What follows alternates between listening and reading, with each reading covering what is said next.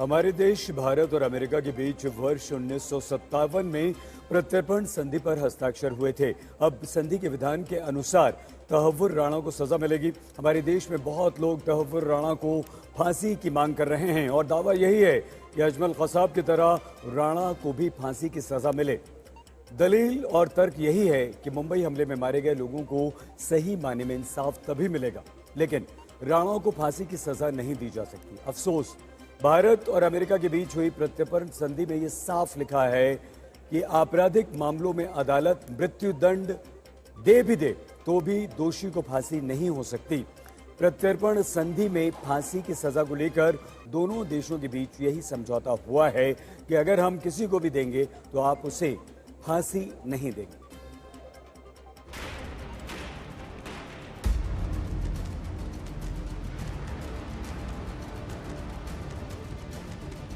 जो एनआईए की जो एजेंसी है वो स्ट्रॉन्ग एविडेंस बिल्कुल पेश करेंगे कोर्ट में और उसे भी कैपिटल पनिशमेंट ही मिलनी चाहिए।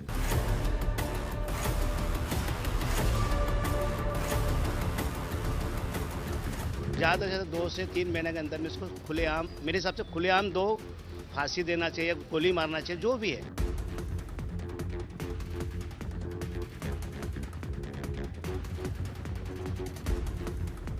बहुत लोगों का जान चले गया ये हमले में, बहुत मतलब अच्छे ऑफिसर मर गए ये सब, तो उनको बहुत जल्दी उनको फांसी देना चाहिए, फांसी की सजा होना चाहिए।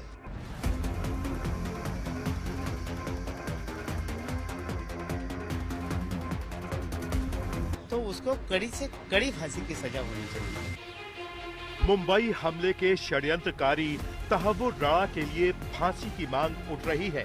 26/11 के चश्मदीद हो या शहीद तुकाराम का परिवार, सभी को उम्मीद है कि देश के दुश्मन को कानून से सजाए मौत मिलेगी। लेकिन भारत और अमेरिका के बीच हुई प्रत्यर्पण संधि के हिसाब से तहव्वुर राणा को फांसी नहीं दी जा सकती। प्रत्यर्पण संधि की धारा 8 में साफ साफ लिखा है कि प्रत्यर्पण की मांग करने वाले देश को ये भरोसा देना होगा कि आरोपी को फांसी की सजा सुनाए जाने की दशा में भी सजा पर अमल नहीं किया जाएगा। हालांकि कानून के जानकार मानते हैं कि कई बार डिप्लोमेटिक चैनल के जरिए इस क्लॉज में बदलाव किया जा सकता है। कोई भी इंटरनेशनल कोवेनेंट्स और इंटरनेशनल ट्रीटीज जो भी दो पार्टीज करती हैं वो दोनों पे बाइंडिंग होती हैं। अगर दोनों पार्टी म्यूचुअली चाह जाएं तो उसमें चेंजेस भी कर सकती हैं फर्दर। ऐसा नहीं है कि अगर एक पार्टी को, अगर मान लीजिए हमारा लॉ ऑफ लैंड कहता है कि एक स्पेसिफिक ऑफेंस का पनिशमेंट कैपिटल पनिशमेंट या डेथ पेनल्टी है, तो ऑब्वियसली हम ट्रीटी और उन दोनों को एक ऐसा कंपैरेटिव रीड करेंगे कि दोनों चीज़ें उसमें पर्पस सर्व हो सके। अगर पर्पस सर्व नहीं हो रहा होगा तो ऑब्वियसली दोनों कंट्रीज उस चीज़ को डिस्कस कर सकती हैं लेटर स्टेज पे। इसका भी क्लॉज एक्स्ट्राडिशन ट्रीटी या इंटरनेशनल कोवेनेंट्स में होता है, स्कोप छोड़ा जाता है। संधि की धारा 8 फांसी की सजा पर रोक लगाती है, लेकिन आरोपी अगर किसी हादसे में मारा जाता है या फिर खुदकुशी कर लेता है तो इसे संधि का उल्लंघन नहीं माना जाता। जो किसी के बियॉन्ड कंट्रोल कोई भी चीज़ अगर होती है तो ऑब्वियसली उसकी भी चीज़ें एक्स्ट्राडिशन ट्रीटी या जो भी कोवेनेंट्स होते हैं उसमें होता है कि भाई फोर्स मेजोर है, मतलब हमारे हाथ में नहीं था, लेट से कोई इंसिडेंट हो गया, कोई एक्सीडेंट हो गया, तो वो बेसिकली उन चीज़ों का थोड़ा सा एक रूम रहता है अवेलेबल। एक स्पेसिफिक पनिशमेंट है और ये चीज़ें नहीं करनी है क्योंकि इससे किसी का राइट इन्फ्रिंज हो सकता है, वो अलग चीज़ है।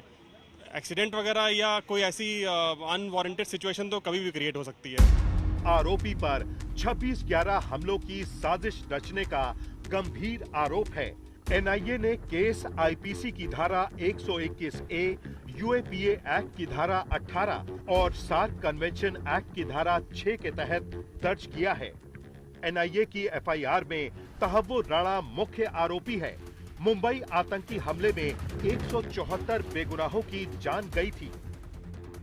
भारत और अमेरिका की प्रत्यर्पण संधि इस बात पर जोर देती है कि अपराध कैसा भी हो, लेकिन जिस आरोपी को प्रत्यर्पित किया जा रहा है, तो जहां प्रत्यर्पित किया जा रहा है वहां की सरकार उसे सजाए मौत नहीं देगी। अब ये ऐसे में निर्भर करता है कि कानून तो सजाए मौत देने से रोक सकता है, लेकिन क्या किसी अनहोनी को टाला जा सकता है? इस छोटे से वाक्य में बहुत सारे अर्थ भरे हैं। कैमरामैन संजीव कुमार के साथ संजय शर्मा, दिल्ली, आज तक।